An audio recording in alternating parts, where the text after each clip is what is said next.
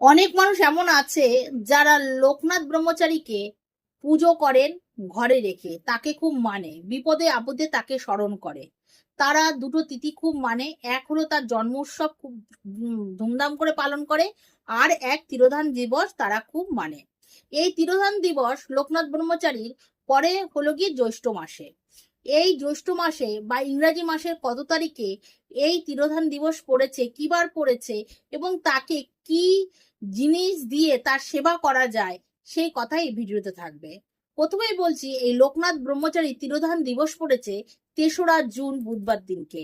আর লোকনাথ ব্রহ্মচারীকে সবসময় সেবা দেবে, ফল ফল দিয়ে সেবা দেওয়ার চেষ্টা করবে, মিষ্টি এইসব জাতীয় না। কেন, সে হলো ত্যাগী মানুষ, সে বনে জঙ্গলে তপস্যা করে বেরিয়েছে, তাই সেখানে সে কিন্তু ফল খেয়েই কিন্তু সে বেঁচে ছিল।